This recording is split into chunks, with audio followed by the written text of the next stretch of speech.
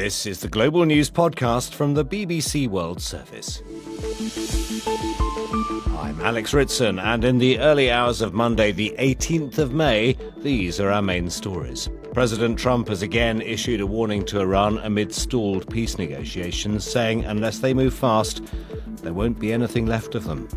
Rwanda is tightening security on its border with the Democratic Republic of Congo amid fears over the potential spread of an Ebola outbreak. The Kremlin responds to Ukraine's biggest drone attack yet on Russia. Also in this podcast, the authorities weaponize the death penalty as a tool of political repression to instill fear among the population and essentially crush and stifle any dissent that there might be. Amnesty International says Iran is carrying out more executions than at any time since the 1980s. It's not the first time he's used such words, but if President Trump is to be believed, his patience is running out with Iran to agree to turn the ceasefire into a peace deal and end the war with the United States and Israel. On Sunday, he wrote on his Truth Social website, "For Iran, the clock is ticking, and they better get moving fast, or there won't be anything left of them." Then in capital letters, "Time is of the essence." Mr. Trump's close ally in Congress, the Republican Senator Lindsey Graham, told NBC Television's Meet the Press that Tehran was testing Washington's patience. President Trump's very frustrated. So what to do next? I think you weaken them further. Yeah. Now, what President Trump has done has been amazing militarily, but there's still more targets to be had, and there's things we can do to hurt the energy infrastructure is their soft underbelly. If you go back to the fight, I'd put energy on top of the list. Hurt them more, maybe they'll make a deal if you hurt them enough. But right now, I think they're trying to wait us out. I think they're playing games. And in the words of the president, I think they're crazy. I think he's right. But Mr. Trump's repeated threats to resume attacking Iran appear to have had little impact on the Islamic Republic. It wants a permanent, durable ceasefire in Lebanon between its proxy there, Hezbollah, and Israel before reaching a deal with the U.S. According to media in Israel, the Prime Minister there, Benjamin Netanyahu, spoke to Mr. Trump on Sunday about the possibility of bombing Iran again. For more on the president's latest warning, I spoke to our correspondent in Washington, Joel Gunter. I think it would probably be quite foolish to try and make a prediction either way. Obviously, we've seen him make very similar threats before, only to then back down from them. In fact, the language of this threat is sort of similar. It echoes that terrible threat he made last month, that he was going to wipe the entire Iranian civilization off the planet if his demands were not met.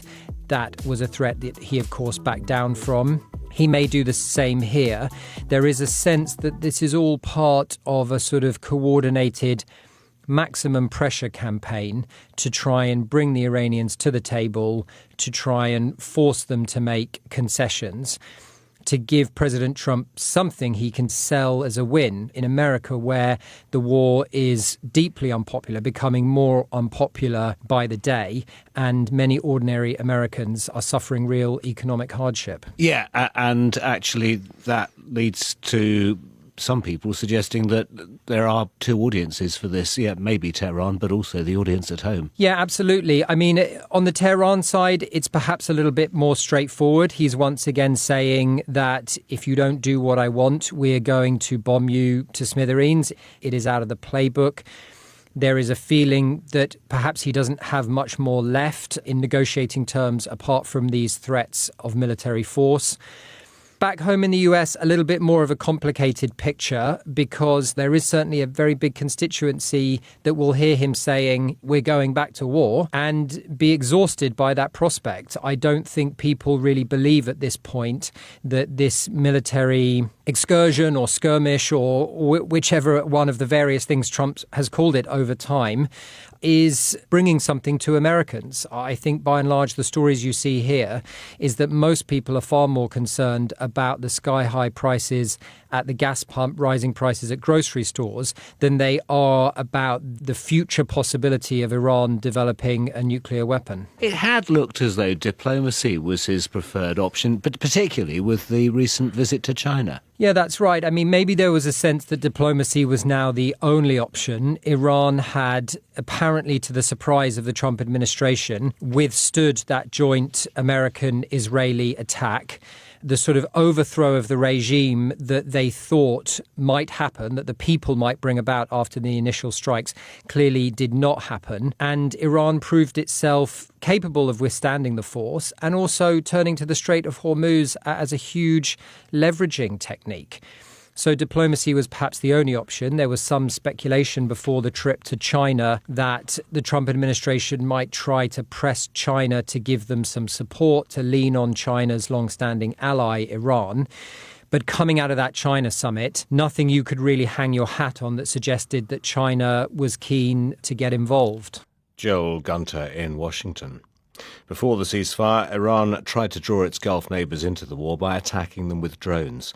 On Sunday, the Defence Ministry in Saudi Arabia said that it had intercepted and destroyed 3 drones coming from Iraqi airspace, while the United Arab Emirates is investigating the source of a drone strike at a nuclear power plant near Abu Dhabi. Authorities said an electrical generator in the compound was hit, but that no one was hurt and that radiation levels remained normal. The head of the International Atomic Energy Agency said any military activity that threatened nuclear safety was unacceptable. With more, here's BBC Persian's special correspondent Kasra Naji. The UAE has just issued a statement saying that 3 drones were fired towards the nuclear power plant. 2 of them were shot down and the 3rd hit the ground within the compound. And they're saying that they came from the west of the country.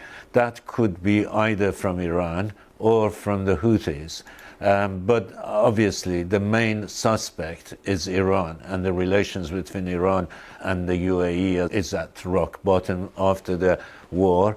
And Iran fired about 3,000, according to the UAE, 3,000 missiles and drones at a UAE during that time.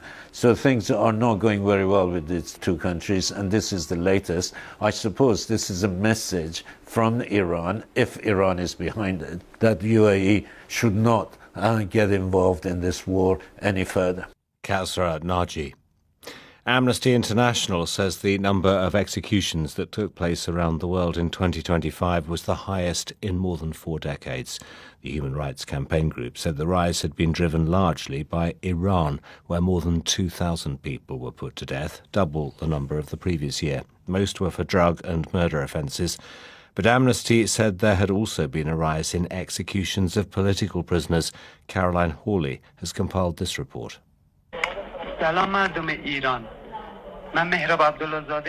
Hello, people of Iran. You are hearing my voice from Urumiyeh Central Prison, and this may be the last time you hear it. 29-year-old Mehrab Abdullahzadeh was arrested in 2022 during anti-government protests that followed the death of a young woman in police custody. He was accused of being involved in the killing of a member of the security forces. From the very first day of my arrest, they forced confessions out of me through torture and threats. They know it, and God knows it, that I'm innocent. In this recording, obtained by the Kurdistan Human Rights Network, he describes the torment of being on death row, the sleepless nights. A condemned person can only find a sliver of peace after 1 a.m., perhaps letting go of their racing thoughts to sleep for 2 or 3 hours.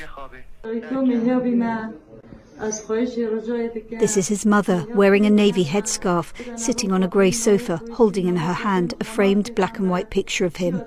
She begs for help to save him, saying he's young, he's innocent, he has dreams ahead of him. But in the early hours of May the 3rd, state media announced his execution.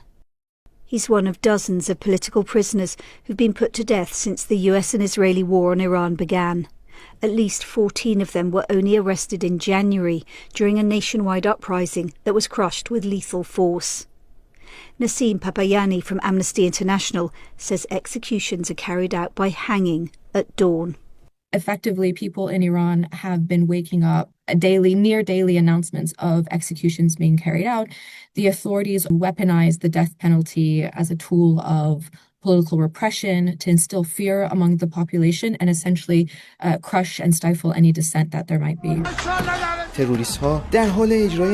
the end of last month, state-run TV ran a report on Sarsan Azadvar, a 21-year-old karate champion convicted of effective collaboration with the enemy during January's protests. He's seen in the report in handcuffs, apparently confessing to breaking the window of a police car with a stick and asking for petrol to set it on fire. Less than 4 months after his arrest, he was executed, even though he wasn't officially accused of a lethal crime, which is the threshold for using the death penalty under international law. Thamin El-Khitan, spokesperson for the UN Human Rights Office, says Iran's increased use of the death penalty to silence political dissent is frightening. We are seeing people who are being charged on vague laws and texts and executed, often also in expedited processes. And many individuals, including children, are still at risk of execution. This is the voice of Erfan Shakurzadeh. He's wearing blue prison uniform and appears in the circumstances unbelievably calm. He was arrested last year while studying for a master's in satellite technology and accused of spying for the U.S. and Israel. Again, his confession was televised. Erfan Shakurzadeh was 29 when he was executed last Monday. In a letter he wrote from prison, obtained by Iranian human rights groups, he says he was subjected to 8.5 months of torture and solitary confinement, and the confession he made was under duress. Iran executed more people in 2025 than at any time since the 1980s, according to the UN, and it fears that the number this year will be even higher. Caroline Hawley and the BBC has asked the Iranian authorities to comment on their increased use of the death penalty, including against Sarsan Azadvar, and on claims of torture, but it has not received a response. Countries neighbouring the Democratic Republic of Congo, the DRC, are watching warily as the authorities in Kinshasa struggle to contain a deadly outbreak of Ebola. There have been about 300 suspected cases and more than 80 deaths so far.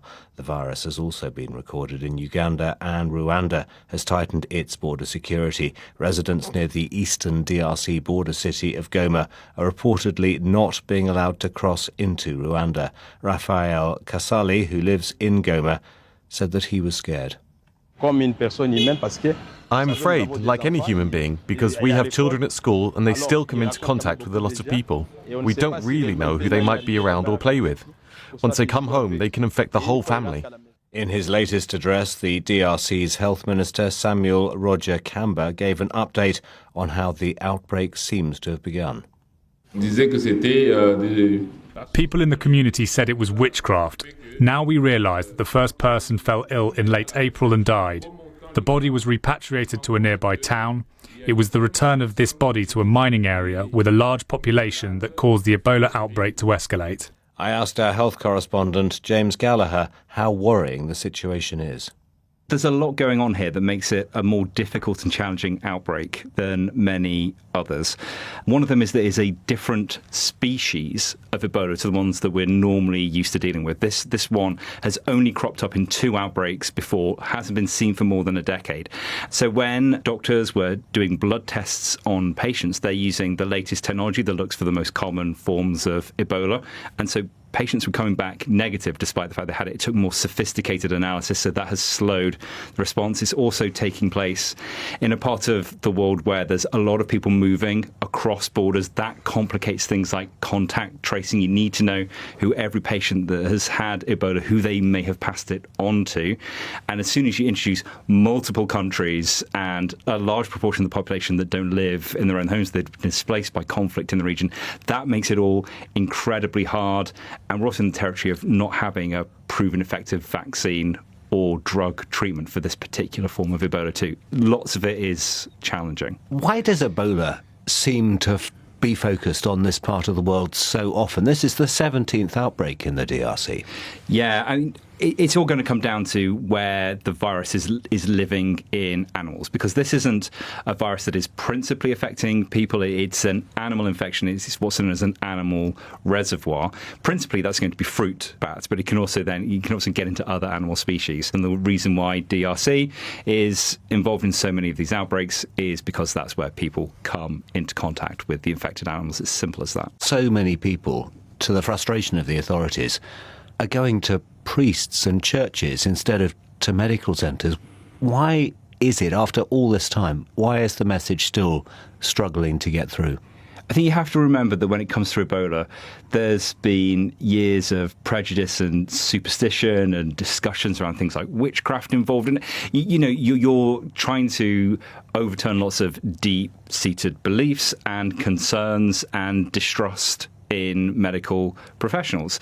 And that is a lot to overcome. And in some cases, you also have lots of cultural things that it goes against as well, such as like burial processes, all these little things that are additional challenges in terms of trying to contain Ebola and something like this. I do think it's worth mentioning, though, that even if we were to look back to the 2014 to 2016 outbreak of Ebola, this time in West Africa, that affected nearly 30,000 people and it was a huge issue for the countries and areas that evolved. Now, I do think it's worth just being reassuring, though, that despite the fact the World Health Organization has declared this a public health emergency of international concern, that doesn't mean we're in the early stages of a COVID-style pandemic. It means that the scale of the problem needs an international response to it, but that doesn't mean the whole world is under threat. If we were to cast our minds back to 2014, there were only a handful of cases that appeared in other parts of the world, and they were mostly in volunteer health workers who had travelled to the region to help out. James Gallagher. Still to come in this podcast. Good afternoon, people of Oxford Street. People may cry out to God and saying, why is there so much suffering in this world? Why is there so much pain? When does street preaching become a nuisance worthy of police attention?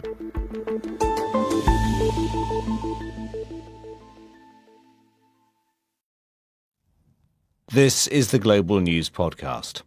Last Wednesday, a committee in the Israeli parliament met to discuss rising attacks and harassment of Christians in Jerusalem.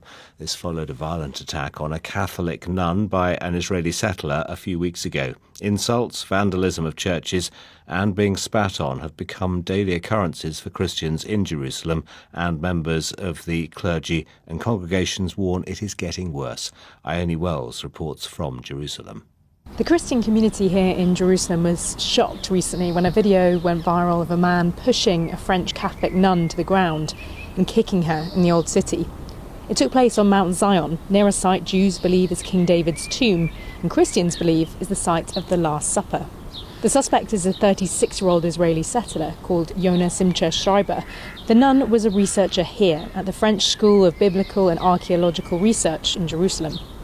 Its director, Father Olivier Poquillon, says the attack was a shock, but not a surprise. Having one of us a victim of that wasn't a surprise. It's arriving, unfortunately, on a daily basis. But the level of violence was totally unexpected. And this is showing this is a new step in what we are facing. Physically speaking, she was very lucky, but psychologically speaking, she's still under shock, and now she has to refrain from walking in the old city. Over the past month, anti-Christian incidents have also occurred in the West Bank and southern Lebanon, where an Israeli soldier was photographed smashing up a crucifix and another holding a cigarette to a statue of the Virgin Mary. The soldiers involved in these incidents were given military detention. This week, Jerusalem church leaders urged Israel to address rising hate crimes against Christians at a committee in Israel's parliament, the Knesset. Not Israel. Gilad Kariv, chair of the Israeli Immigration, Absorption and Diaspora Committee, called the attack on a nun terrorism. There are about 200,000 Christian citizens in the state of Israel. Christian families are afraid to come to the old city of Jerusalem. This is a situation we must not accept. An Israeli police commander in the Old City said his force was doing everything possible to allow people of all faiths to go about their lives. The hearing happened the day before Jerusalem Day, when Israel celebrates its capture and annexation of East Jerusalem in 1967. Here, crowds of mostly religious nationalist youth waving Israeli flags parade through this predominantly Palestinian area and the Muslim quarter of the Old City. At times, they sang insults to Arabs and attacked and vandalised shops. Most of the harassment was directed at Palestinians in the Muslim quarter, but the Christian areas were targeted too. Now, there was this group here of Ethiopian Jewish girls who learned from us. It was interesting because they were open, curiously, to what we had to say. They learned about the Armenians, about the Armenian genocide, and then the smaller girl said, "Are they Christians? So they should die." The Religious Freedom Data Center, who run a hotline for anti-Christian harassment, set up an educational stall in the Armenian Christian quarter of the Old City. Its founder, Yiska Harani, said in 2025 their hotline received 181 reports of anti-Christian harassment, but that this is likely an underestimate. Yiska says often some of the anti-Christian attitudes among some extremist Jewish communities comes from the bloody history between Jews and Christians. There are 3 roads to making this change. You have to understand that history does not die out, but there's present. We live in the 21st century. Secondly, enforcement. If the police doesn't take it seriously, and it's not really the police, it's the government. And the third thing is the visibility of Christians in the public space. Back at the school of the nun who was attacked in Jerusalem, her colleagues are closely watching the outcome of the suspect's upcoming trial. Father Olivier hopes justice will be served to set an example. The political climate is not helping, since there may be a feeling of impunity from perpetrators of crimes. So we are really monitoring the enforcement of the laws, and we will see the outcome of the judiciary process. That report from Jerusalem was from Ione Wells. Russia has attacked Ukraine's southern Odessa region overnight, with local officials saying residential buildings and schools have been hit. It comes after Kyiv launched a major drone offensive that reached the Moscow region, prompting people in the capital to feel the threat Ukrainians have been living under for 4 years. Our Russia editor Steve Rosenberg reports. In the skies around Moscow, it's becoming a familiar sight. Ukrainian drones. But this was one of the largest drone attacks the Moscow region has come under. Residential blocks were hit, an oil facility too. What preceded this was one of the heaviest Russian drone and missile attacks on Kyiv. On the edge of Moscow, we saw for ourselves some of the drone damage. No one had been injured here, but at least 3 people were killed in the Moscow area. Some of these residents were shocked to find themselves on the front line. Yevgeny heard the drone hit the block of flats. No one expects this to happen, he says. It's terrifying. Lev blames Europe for supporting Ukraine.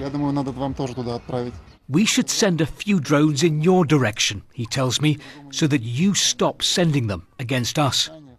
For a long time, many Russians tried to put what was happening in Ukraine out of their minds and pretend that the war there is happening so far away and doesn't affect them. That's becoming much harder to do. It's not just Moscow. Recently, Ukraine has been launching long-range strikes on many parts of Russia and penetrating air defences. It was fear of drone attacks that led to last weekend's Victory Day parade on Red Square being scaled back, with fewer soldiers and no military hardware. But after these strikes deep inside Russia, there is no sign from the Kremlin of any scaling back on its war on Ukraine. Steve Rosenberg. Here in the UK, a number of police officers who protect members of the royal family at Windsor Castle are under investigation for allegedly leaving their posts unattended or being asleep while on duty. The residence of King Charles and Queen Camilla, which is just outside London, is an area of high security. On Sunday, Ellie Price sent this report from Windsor. In a statement, a police spokesperson said the alleged behaviour falls below the high standards expected of officers, particularly in the frontline protective roles. We also understand they're assessing whether any of those officers under investigation should be placed on restricted duties. We understand that that decision will be taken by the end of the week. Windsor is, of course, one of the busiest of the royal residences. It played a big part in the 4 state visits that happened last year, not least the one that President Trump came to town. And, of course, the Prince and Princess of Wales live in the broader Windsor Great Park. So this whole area is an area of heightened security. Now, the royal standard, the big flag that flies on top of the castle, is flying today, suggesting that the King is here today at Windsor. We understand he was informed of the allegations and the investigation, but so far there's been no comment from Buckingham Palace. Ellie Price. A blessing or a nuisance? Street preachers can be found in many parts of the world, talking about their faith and hoping to convince others to believe. But in the English city of Colchester, the local council has called in the police to stop an evangelical church from preaching on the street. The Bread of Life Community Church allegedly told passers-by they were going to hell, though the church maintains it's preaching a message of God's love. So what do the British public think? The BBC's Naomi Wellings has been out in London to sample views and hear from street preachers themselves. Good afternoon, people of Oxford Street. People may cry out to God and saying, why is there so much suffering in this world? Why is there so much pain? Dave Mwaniki and his team from Open Air Campaigners Ministries illustrate their messages on a board and, unlike some other speakers, don't use any amplification. Yet, as relatively low-key as they are, there are mixed views on whether this kind of activity has a place in public. I don't think it's appropriate. Let the people do what they want to do. Give them the freedom to choose, you know. I don't really mind what people do on the street. They can do what they want, yeah. I shook his hand and said, thank you very much for doing this, because I'm pleased that he's doing it. As a Christian, I'm really happy for that. I don't think this is the place for it, and it does annoy me sometimes that they do it. But how does the Lord judge what's inappropriate or offensive? Sam Webster, a solicitor based at the Christian Institute, has been advising street evangelists for more than 2 decades. Now, we do have public order legislation that addresses the question of threatening, abusive or insulting words or behaviour. But at the end of the day, it is a defence if the street preacher can show that his conduct was reasonable in all the circumstances. His organisation wrote a street preachers' charter last year to help guide preachers about both their rights and their responsibilities. Where cases have arisen, well, firstly with police forces, there can be a misconstruing of what public order legislation says. So the mere fact somebody has complained to the police and has said that they're offended by something that's been said, but invariably later it's found, the street preacher has not broken the law. I did a little Facebook post about it and I was so shocked. It went right around the world. Pastor Mick Fleming from Burnley. His ministry on the streets sees him drive around in a van which spells out his message. So on the back of my van is John 3:16, which says, "For God so loved the world that he sent his only begotten Son. Whoever believes in him will have eternal life." So it's like a gospel message. And I was stopped by a policeman. And he sort of said to me, if somebody complained about that, so in the wrong context, that could be seen as hate speech. And I said, but it says loved. I said, so what can be so hateful about that? And he said, I'm just saying, if someone complained, we'd have to come and speak to you about it. Lancashire Police has no record of this and says it wouldn't view it as a hate crime. What do you want? Okay, you got 3 hot chocolates. 3 hot chocolates. Okay. Stephen McArdle and his team from the Ichthus movement are giving out hot drinks to students outside Greenwich University in south-east London. They rarely preach now, preferring the one-to-one approach. Well, Lord Jesus, thank you so much for these 3 guys, Lord. Thank you that we bumped into them today, and I just pray that they'll be so blessed today, Lord, that your love... The rain may be beating on the umbrellas, but there's a steady flow of people still stopping to chat and be prayed for. Some heartwarming that we get this kind of like treat after putting the hard work into it.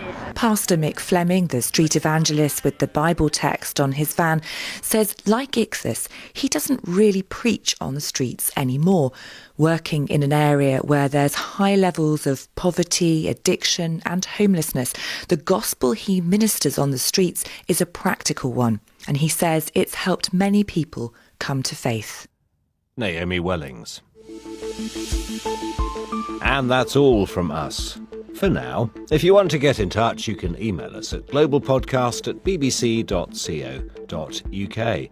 You can also find us on X at BBC World Service. Use the hashtag #GlobalNewsPod. And don't forget our sibling podcast, The Global Story, which goes in depth and beyond the headlines on one big story.